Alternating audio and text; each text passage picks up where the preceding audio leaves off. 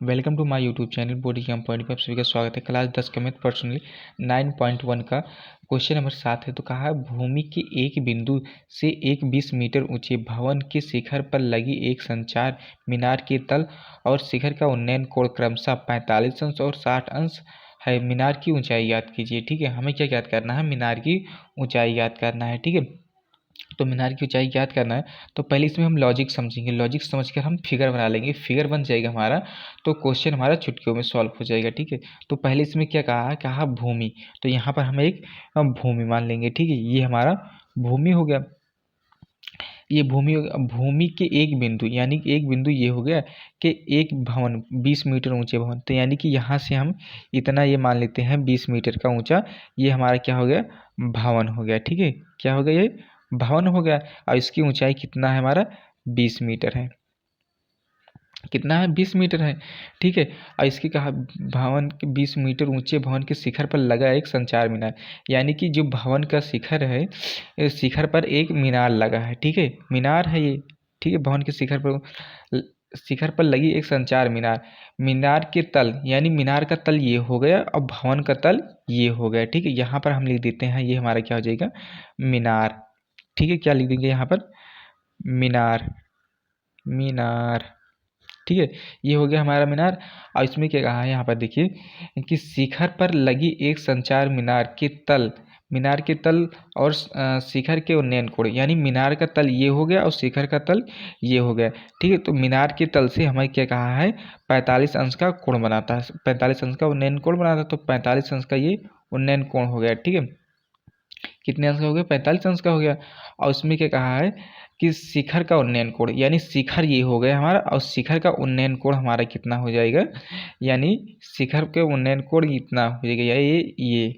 ठीक है, कितने अंश का बना रहा है? 60 अंश का बना रहा है। ठीक है, 60 अंश का बना रहा है।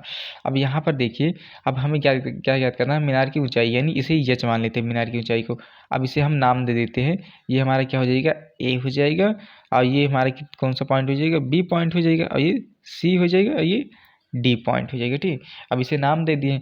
अब इसे देखिए, हमें मीनार की ऊंचाई याद करने के लिए पहले हमें क्या याद करना पड़ेगा? इससे पहले हमें ये निकालना पड़ेगा, यानी भवन का तल याद करना पड़ेगा। ठीक है, भवन का तल याद कर लेंगे तो इसकी सहायता से हम मीनार की ऊंचाई भी याद कर लेंगे। ठीक है, मीनार की ऊंचाई, तो पहले हम जब तल याद करेंगे भवन का, तो त्रिभुज हम कौन सा लेंगे? त्रिभुज डी बी सी लेंगे, यानी कि इतना पार्ट हम ये लेंगे। ठीक है, ये पार्ट इतना लेंगे। तो यहाँ पर हम लिखेंगे कि त्रिभुज डी बी सी में, ठीक है, त्रिभुज डी बी सी में जब त्रिभुज डी बी सी लेंगे तो इसमें हमें क्या याद करना है? ये याद करना है, यानी डी सी याद करना है, जिसे आधार कहते हैं। ठीक है, तो यानी कि आधार और ये हमारा ये क्या दिया है? लंब दिया है। तो आधार और लंब का संबंध किस में होता है? टैन में होता है। क्या होता है? टैन थीटा बराबर हमारा क्या होता है?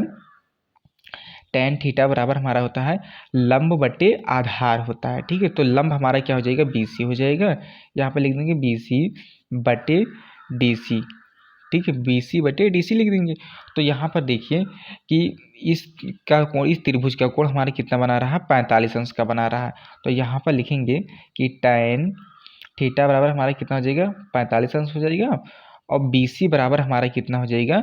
ये बी सी हमारा कितना दिया है? बी सी की ऊंचाई 20 मीटर है। ठीक है, 20 मीटर। और डी सी हमें निकालना, तो डी सी को हम ऐसे लिख देंगे। ठीक है, डी सी को ऐसे लिख लेंगे। अब यहाँ पर देखिए टैन 45 अंश का मान कितना होता है? हमारा 1 होता है। ठीक है, 1 होता है। अब यहाँ पर देखिए 20 बट्टे डी सी हो जाएगा। ठीक है, और यहाँ पर भी 1 बट्टे मान लेते हैं, क्योंकि 1 से भाग करेंगे तो 1 ही आएगा हमारा है।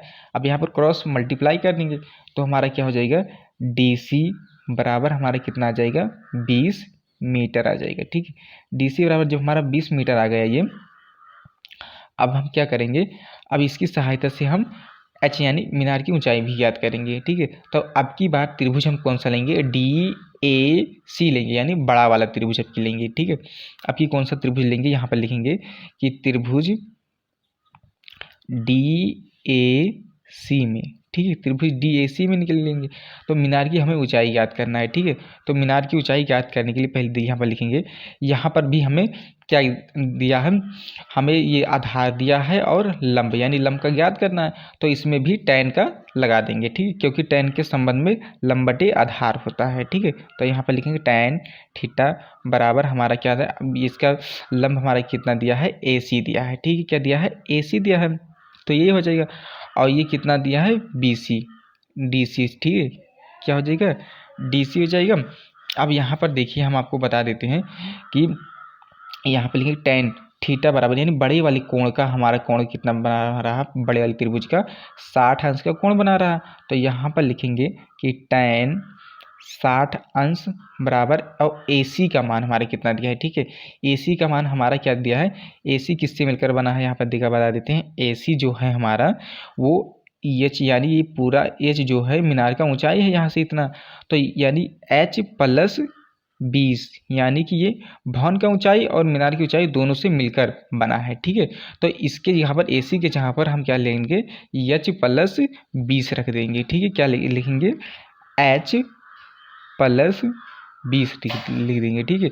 और DC के जगह पर हमारा कितना दिया है, 20 दिया है, ठीक है। तो बटे में 20 हो जाएगा, ठीक है, बटे में 20 हो जाएगा। अब यहाँ पर थोड़ा ऊपर कर लेते हैं, तो tan 60 अंश का मान कितना होता है हमारा, √3 होता है, ठीक है, √3 होता है। अब यहाँ पर देखिए H प्लस 20 हो जाएगा, और यहाँ पर 20 बटे में, और यहाँ पर बटे में 1 मान लेते हैं, ठीक है, बटे में 1 मान लेते हैं। और जब क्रॉस मल्टीप्लाई करेंगे तो हमारा क्या हो जाएगा, H प्लस 20 बराबर हमारा कितना हो जाएगा, अब 20 √3 हो जाएगा, ठीक है, 20 √3 हो जाएगा।